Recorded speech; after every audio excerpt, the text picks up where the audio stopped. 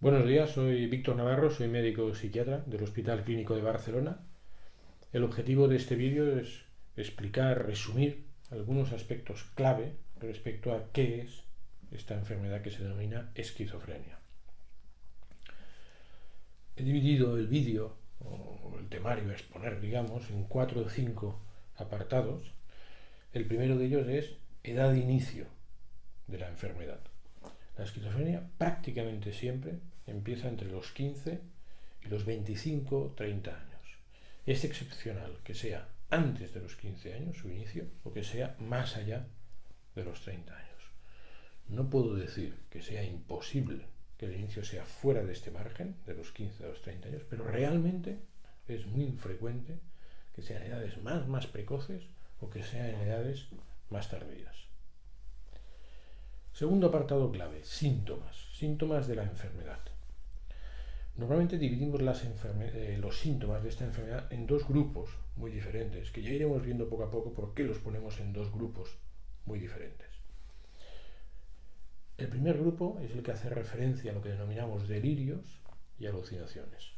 En este vídeo no me voy a extender en qué quiere decir delirio y qué quiere decir alucinación, porque ya hay otro vídeo justo dedicado a qué quiere decir delirio y alucinación. Por tanto, un primer grupo de síntomas, delirios y alucinaciones. Un segundo grupo de síntomas es lo que denominamos muchas veces síntomas negativos o síntomas defectuales de la esquizofrenia. Estos síntomas consisten en la pérdida o reducción de algunas habilidades que hasta el inicio de la enfermedad teníamos. Por ejemplo, en la esquizofrenia puede haber una reducción en todo lo que es habilidades sociales.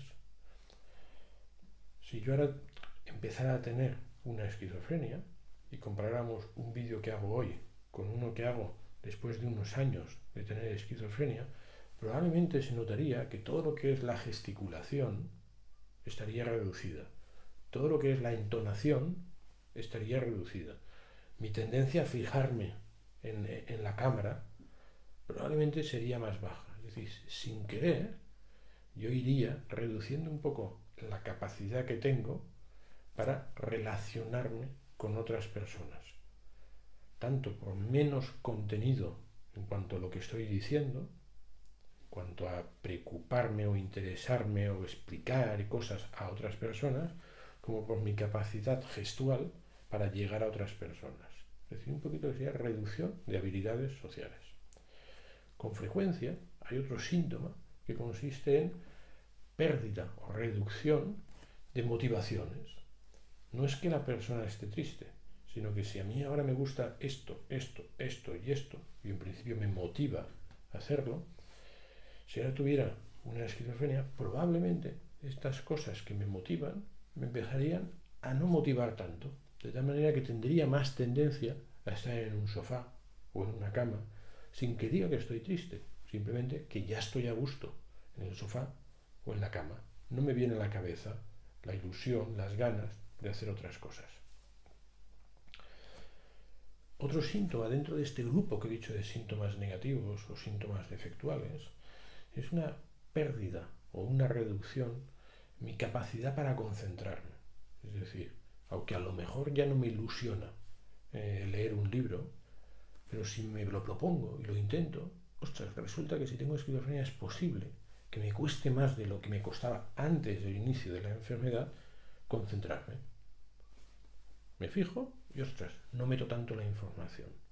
Es decir, no solo parece que hay una falta de motivación, falta de ilusión por cosas que anteriormente me gustaban, sino que cuando me esfuerzo, el rendimiento de mi cabeza para concentrarse y por tanto coger la información se puede ver reducido. Otro aspecto muy importante es que se puede reducir un poco mi capacidad para entender las emociones de otros o las expresiones de otros. Se puede perder un poco de lo que denominamos empatía. Es decir, nos podemos encontrar con que una persona con esquizofrenia le cuesta un poco más que antes de tener la esquizofrenia de entender qué quiero decir yo con una sonrisa o con una cara que estoy poniendo, un gesto le puede costar más. Es decir, que curiosamente, antes de tener la enfermedad, captaba mejor informaciones subliminales de otras personas. Y quizá el otro síntoma dentro de este grupo de síntomas defectuales, el otro síntoma que vale la pena destacar, es pérdida o reducción de lo que denominamos capacidades o funciones ejecutivas. En medicina o en psicología, cuando hablamos de funciones ejecutivas, queremos decir la capacidad, la habilidad que tenemos de, frente a una situación concreta, buscar alternativas para solucionar ese problema, buscar alternativas y los pasos a seguir para cumplir con eso que estamos diseñando, con ese objetivo de arreglar el problema. Es decir, cuando a nosotros se nos rompe una cosa en casa, a partir de ahí tenemos que planificar los pasos para que se nos arregle esa tubería, ese escape que tenemos. Bueno, pues esa planificación de a qué hora voy a llamar, a quién voy a llamar, cómo voy a encontrar a la persona adecuada, cómo voy a hacer para el día ese en el trabajo poder encontrar un hueco para ir a casa. Todo eso, esa planificación es lo que llamamos funciones ejecutivas. Bueno, pues en la esquizofrenia con frecuencia las funciones o capacidades ejecutivas están alteradas hacia abajo. Se ha reducido tu habilidad para buscar soluciones, planificar soluciones frente a un hecho. Es decir, he dicho que hay dos grupos de síntomas. Uno, lo que hemos llamado delirios y alucinaciones, que no lo he comentado en este vídeo, porque ya está en otro. Y luego un conjunto de síntomas, que llamamos síntomas negativos o síntomas defectuales, que es pérdida de una serie de habilidades que tenía, de capacidad social, capacidad para entender las emociones del otro, cantidad de motivaciones que tengo, capacidad para concentrarme en las cosas y capacidad ejecutiva o capacidad para planificar cómo solucionar cosas. Si juntamos estos síntomas que he llamado defectuales o negativos, vemos que quien tenga mucho de esto, realmente está muy limitado para mantener una actividad social, académica o laboral normalizada. ¿Todo el mundo tiene todos estos síntomas? No. En la esquizofrenia se puede tener solo ideas delirantes. Se puede tener solo alucinaciones. Se pueden tener delirios y alucinaciones. Se pueden tener delirios y alucinaciones y uno o varios de estos síntomas que hemos llamado defectuales. Se puede tener cualquiera de ellos en intensidades diferentes. Por tanto, al final, la esquizofrenia no podemos imaginar un individuo concreto con esquizofrenia, no. Hay una diversidad enorme de presentaciones clínicas de esquizofrenia.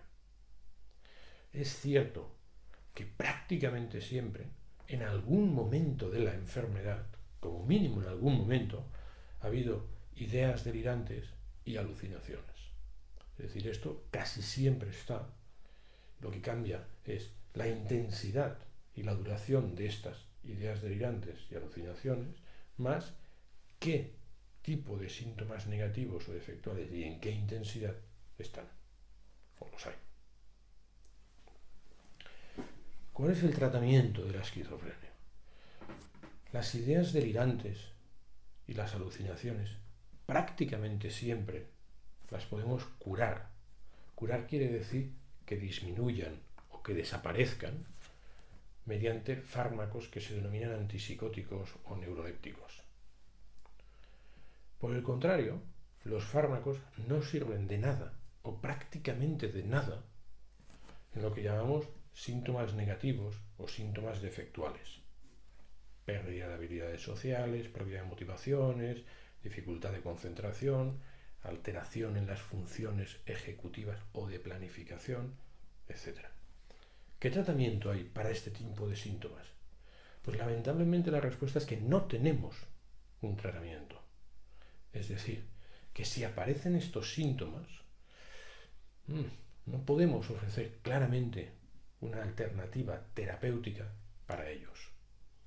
De hecho, se considera que en una persona con esquizofrenia que tiene tanto síntomas de delirios como de alucinaciones, como síntomas negativos o defectuales, lo que es clave es poner tratamiento farmacológico para delirios y alucinaciones, para frenarlos y que no vuelvan a venir, y a partir de ahí utilizar una serie de recursos que no son farmacológicos, que son lo que se denominan centros de día, hospitales de día, talleres ocupacionales, etcétera, en los que, sobre todo, psicólogos y trabajadores sociales y educadores, etcétera, lo que intentan es que esas habilidades que por enfermedad tienen tendencia a disminuir, no sigan disminuyendo y en la medida de lo posible, no que mejoren, sino que uno tenga la máxima capacidad para funcionar socialmente hablando, académicamente hablando, laboralmente hablando, lo mejor posible, a pesar de esas carencias que esté teniendo. Es decir, la idea no es recuperar cosas, sino sacar el máximo provecho a las habilidades que tenemos. ¿Cuál es el pronóstico de la enfermedad? Los delirios y las alucinaciones hemos dicho que responden habitualmente al tratamiento farmacológico. Por tanto, ¿qué intensidad tienen inicialmente los delirios y las alucinaciones? No van a marcar demasiado el pronóstico de la enfermedad, porque por muy graves, muy intensas, muy aparatosas que sean estos síntomas, delirios y alucinaciones, los vamos a frenar con medicación. Lo que va a marcar el pronóstico, la gravedad de la enfermedad, es la intensidad de los síntomas defectuales o síntomas negativos, porque tal y como estamos diciendo, limitan mucho el funcionamiento diario y no tienen un buen tratamiento. Por tanto, ¿qué habilidades, qué funcionamiento va a tener en el día a día la persona con esquizofrenia? Va a ser claramente secundario o derivado o proporcional a cómo sean estos síntomas defectuales o síntomas negativos. Como hemos dicho que la persona con esquizofrenia puede tener una gama muy diversa de síntomas negativos y de intensidad de esos síntomas negativos, no es posible decir con certeza o generalizar cuál va a ser el pronóstico. Quien tenga los síntomas negativos muy marcados va a tener una enorme dificultad para tener un funcionamiento social estándar, normalizado, va a tener una enorme dificultad para concentrarse y rendir académicamente y laboralmente, etc. Quien todo esto de aquí o no lo tenga, o sea muy débil, muy pequeñito, muy leves estos síntomas, va a poder hacer una vida, puede tener un funcionamiento diario estándar o prácticamente estándar. Un último apartado, una última cosa a comentar respecto a la esquizofrenia, y es, una persona con esquizofrenia es una persona peligrosa, es una persona agresiva. La idea es que la esquizofrenia no tiene para nada como síntoma definitorio el ser agresivo, para nada. A partir de ahí hay que hacer alguna matización, y es que toda situación que comporte ansiedad, que comporte nerviosismo, va a facilitar el que las personas sean un poco más impulsivas. Bueno, esto es independiente de si uno tiene una esquizofrenia o de si uno tiene un nivel de ansiedad muy alto por otras cosas.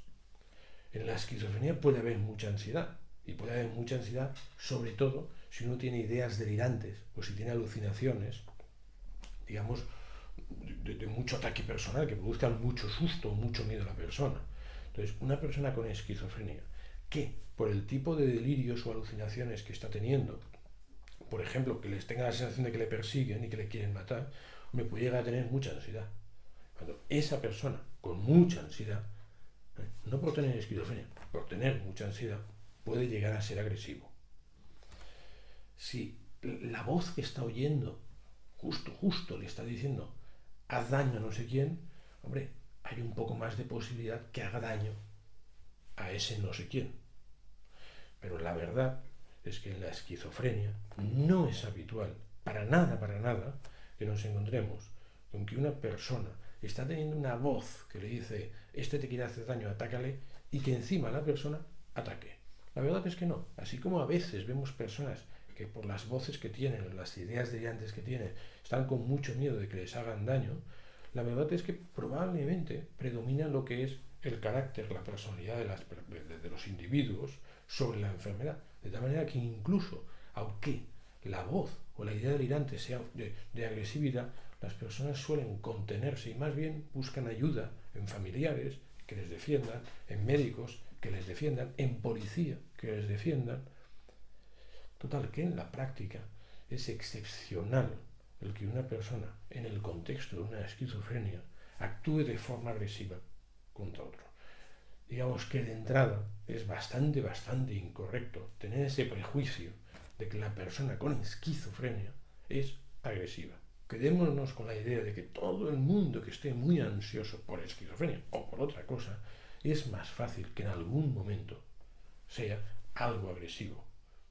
Y solo excepcionalmente, si además de estar ansioso se siente atacado, pues le añadimos un segundo componente facilitador de que sea agresivo, y es ese miedo delirante que tiene a ser atacado y por tanto que él se defienda. Para más información sobre temas de esquizofrenia o otros temas de psiquiatría, se puede consultar la página web www.informacionpsiquiatria.com. Muchas gracias.